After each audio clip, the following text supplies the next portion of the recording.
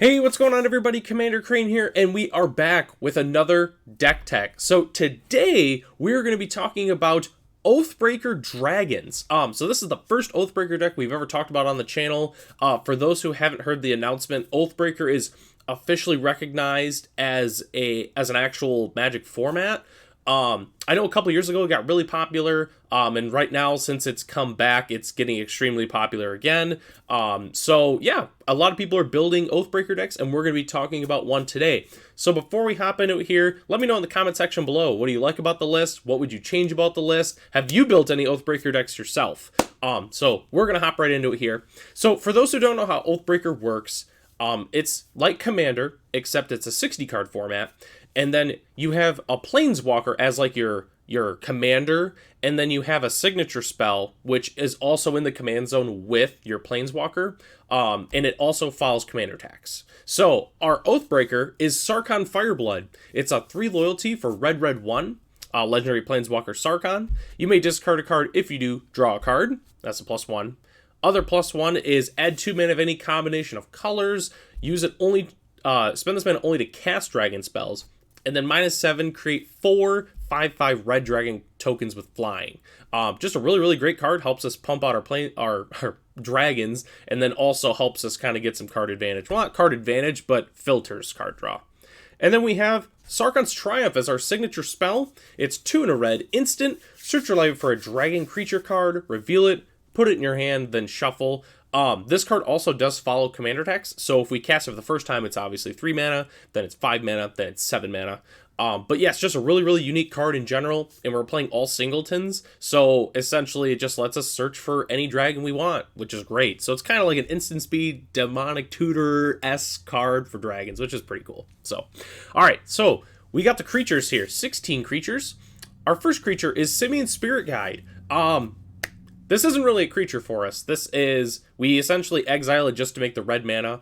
With Sarkhan, we want to play Sarkhan on turn 2 if possible. So that's why we're playing Simian Spirit Guide. It's not really a creature, but we're still playing it. We have one Atsushi, the Blazing Sky. 4/4 for 4 with flying and trample, legendary dragon.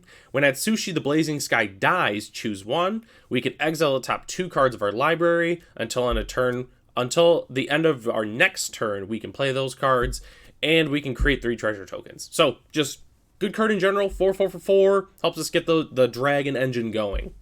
One Thunderbreak Regent. It's a 4/4 for 4 with flying. Whenever a dragon we control is targeted by a spell, Thunderbreak Regent deals 3 damage to that player. Just a really great creature in general, 4/4 for 4, solid rate. One Fury. I know it's not a dragon, but this card is just that good. It's a 3/3 for 5 with double strike. When it enters the battlefield, we divide 4 damage among any number of creatures in our planeswalkers, or we can evoke it by exiling a red card from our hand.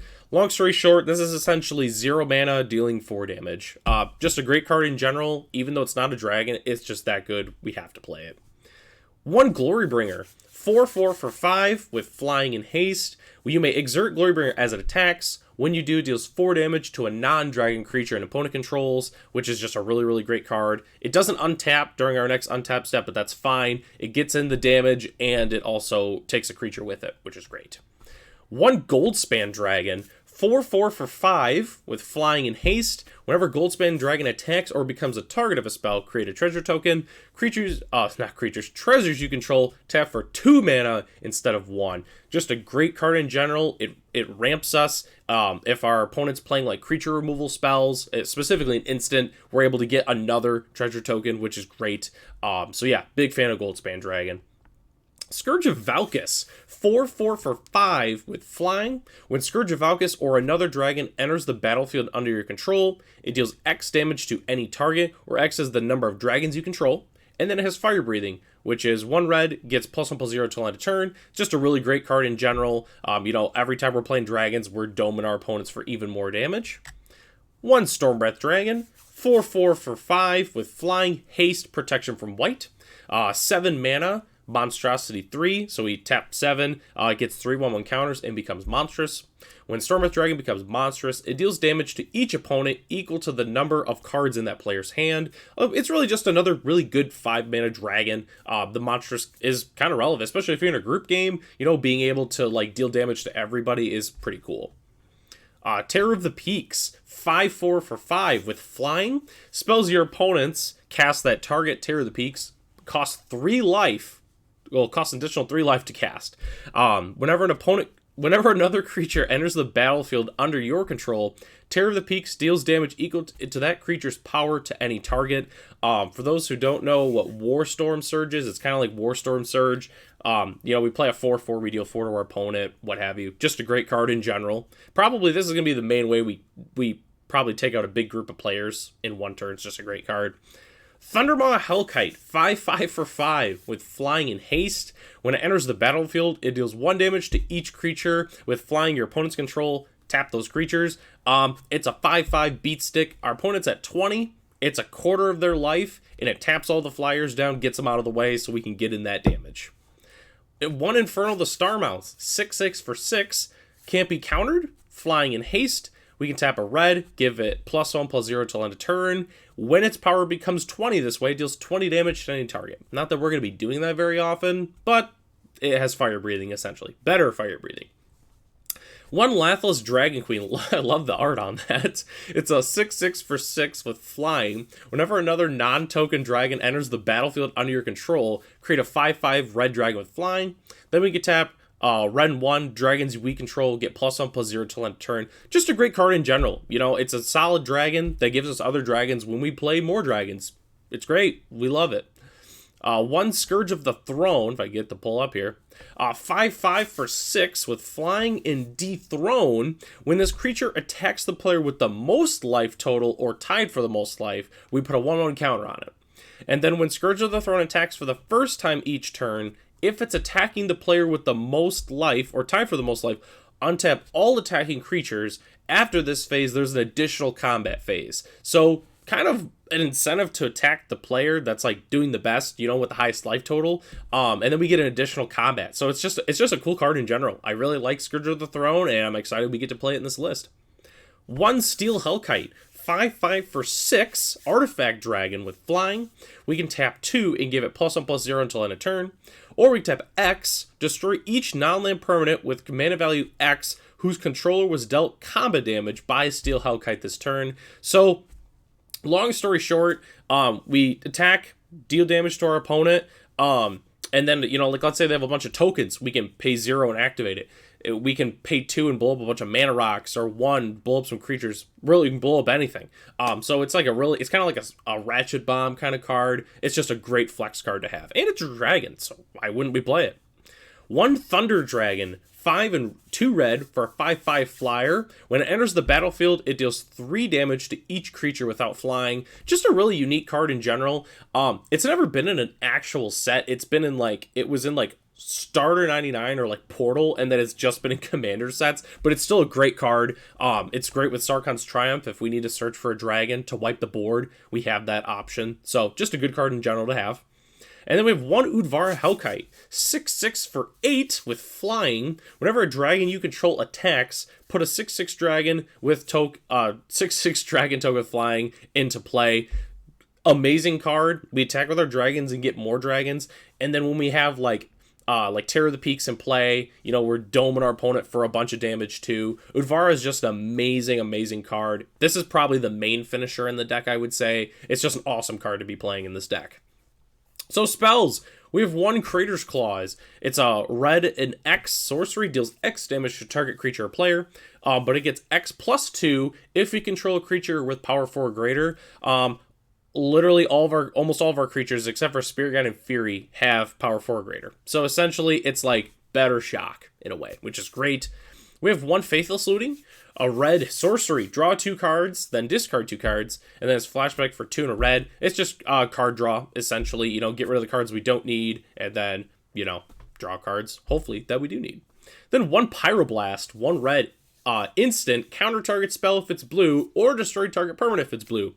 Well, we'll skip into the next one too. The next one is Red Elemental Blast. You might be thinking, oh, why are we, why is it that, what, I don't know why it's popping up down there, but essentially they're the same card. So why are we playing like linear, like color hosers in our deck? Well, it's really great because our commander here lets us just discard cards we don't need. So when it's good, this card's great. It's going to counter spells.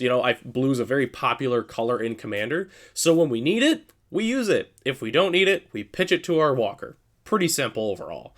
It's just like, it seems like a random card to have, but I promise it's going to be pretty good. One Subterranean Tremors. Red and X deals X damage to each creature without flying, which is great for us. If X is 4 or more, destroy all artifacts. If X is 8 or more, put an 8/8 lizard with onto the battlefield. Sorry. Just a nice board wipe to have. Blowing up the artifacts is handy, and if we get that much mana, getting an 8/8, sure, why not? It's a cool card. I've always liked Subterranean Tremors. Just a good card in general. One Desperate Ritual. Red and 1 instant. Add 3 red to our mana pool. I'm not going to read the splice because it's a singleton format. It's 2 mana, make 3. It's another ritual for our Sarkhan Fireblood. Pyretic Ritual, same thing as before. It's another ritual to get Sarkhan out on turn 2. Shatterskull Smashing is one of our flex lands. So red X deals X damage divided as you choose among up to 2 target creatures and or planeswalkers. If X is 6 or more, it deals twice X damage divided as you choose. Just a great card in general. The flip side is a land that we can play untapped for 3 life. Just a good card in general to have. It's just a great flexible card. One Chaos Warp. Red and 2 instant. The owner of target permanent shuffles it into their library, then reveals the top card of their library. If it's a permanent, they put it onto the battlefield. It's kind of a removal spell in a way. Just a good flex card to have. It answers any permanent, so that's why we're playing it. One Spit Flame. Red and 2 instant deals 4 damage to target creature. Whenever a dragon enters the battlefield under our control, we can pay red. If we do, we put it back in our hand. Obviously a great card to be playing in a dragon deck. It's removal when we need it, and we can get it back by paying red mana with all of our dragons. Sweltering Suns, red 1, sorcery, deals 3 damage to each creature, and has cycling 3, which is discard this card, draw a card. Just a good card to have in general, honestly. It's a good board wipe that if we don't need it, we just discard it and draw a new card. So, good card in general. Ironcrag Feet, red 1, sorcery, add 7 red mana. You can only cast 1 more spell this turn. Just a good card to have in general. Using 4 mana to make 7, pump out a big dragon way too early is great. And even if we have leftover mana, like maybe we can cash in like an upcoming card that we'll talk about. So just a good card to have in general. We only have 4 artifacts. Also, check out the ban list. Sol Ring's banned. That's why it's not in the deck. Figured I would mention that right away. So, okay, artifacts. 1 Arcane Signet. 2 mana artifact, tap, add 1 mana of any color in your commander's color identity. It makes a red. That's what it does. It makes a red. It's just a good card to have. 1 Mind Stone. 2 mana artifact. Tap it for a colorless. We can tap 1 and tap, sacrifice it to draw a card. Just good. It's early game ramp. Late game, we just cash it in for a card. 1 Orb of Dragonkind. Red and 1 artifact. We can tap 1 and tap it. Add 2 mana of any combination of colors. Spend this mana only to cast dragon spells or activate abilities of dragons. Then we can tap a red, sacrifice it, look at the top 7 cards of our library. We can reveal a dragon card and put it in our hand. Just a good refill. It's early game mana ramp, and then late game we cash it in for a dragon, hopefully. Dragon's Horde, 3 mana artifact. Whenever a dragon enters the battlefield under our control, we put a gold counter on Dragon's Horde. We can tap for 1 mana of any color, and we can tap to remove a gold counter from it, draw a card. So cool thing about Dragon's Horde, it's dragon, not non-token dragon. So, we have cards in here that make dragons, like when we play other dragons or what have you, then, which is great with this, because then we're just getting a ton of tokens with Dragon's Horde. So, great card in general. This card surprisingly is very good. I've played this in a number of different dragon decks, and this card just, half the time, it's just tap, draw a card every single turn. It's just a good card in general. Enchantments. We have 1 Dragon Tempest. Red and 1 enchantment. Whenever a creature with flying enters the battlefield under your control, it gains haste until end of turn. Whenever a dragon enters the battlefield under our control, it deals X damage to any target, where X is the number of dragons we control. So similar to Scourge of the Throne. I'm forgetting the name. Which one is it? Scourge of Valkus. There we go. It's what's also nice is some of our dragons don't have haste, so it gives them haste. It's just a really great card in general. Playing this on turn 2 feels really, really good, just in general. 1 Blood Moon. Yeah, we're going to be those people. We're playing a Blood Moon. Red and 2 enchantment, non-basic lands or mountains. Enough said. Our opponent, they're not playing a monocolor deck. They're probably in trouble. Once again, if it's useless, we pitch it to the Sarkhan Fireblood. Just a good card to have in general. Shuts off our opponent's mana bases sometimes. We're just mean people. What can we say? Enchantment, Crucible of Fire. Red and 3. Dragons we control get +3/+3. It's a big anthem. What can I say? Really nothing too crazy about it. It just gives them 3/3. It gets our opponents dead. That's what it does. So, man, this has been a long video. That's what happens when you have a singleton deck. We made it to the lands, finally. We're playing technically 24, if we include the Shatterskull Smashing. But we have 1 Bonder's Enclave. We tap for a colorless, or tap 3 and tap, draw a card, activate only if we control a creature with power 4 or greater. Once again, all of our creatures are power 4 or greater, so a lot of time it's 3 mana tap and draw a card. Good card. 1 Cavern of Souls, by far the most expensive card in this entire deck. When it enters the battlefield, as it enters, choose a creature type. We can tap it for a colorless, or we can tap, add 1 mana of any color, spend this mana only for dragon spells. And it can't be countered, which is very relevant text. So, yes, Cavern of Souls, it's a great card. It is not a staple by any stretch in this deck. If you don't want to spend $58 to get a Cavern of Souls, you don't have to. Just a good card to have in general, though, if you have it. 1 Crucible the Spirit Dragon. So we tap for colorless. We can tap 1 and tap, put a storage counter on Crucible the Spirit Dragon. Then we can tap, remove X storage counters, add X-Men of any...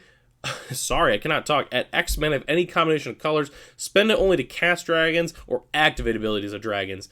For those who've been playing a while, it's a storage. It's like a storage land. You know, we tap it to put a counter on it, and then we can remove the counters and make a bunch of mana. Just a good card to play in general.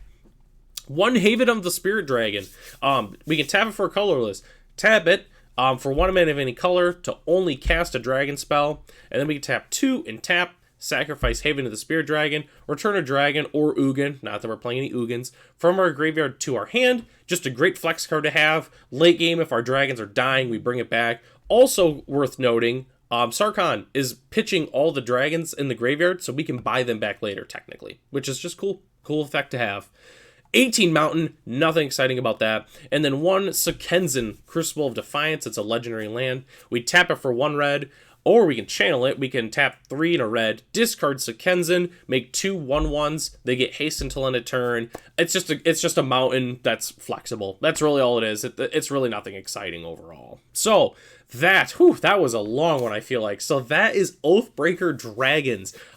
So this is the first Oathbreaker deck that I've obviously built on the channel. I would expect more to be coming in the near future. I think Oathbreaker is a pretty cool format. I personally, and this is a hot take for some people, I prefer it more than Commander. I feel like the gameplay is a lot faster, and I feel like it's a little more, I don't want to say more unique, but it's just a different way to play Magic. It's just a cool way to play Magic. I really like it. So, anyways, that's the end of the video here. Let me know in the comment section below. Do you like the list? What would you change? What would you add? Have you built any Oathbreaker decks yourself? Just let me know below. I'm Commander Crane, and I'll catch you in the next video.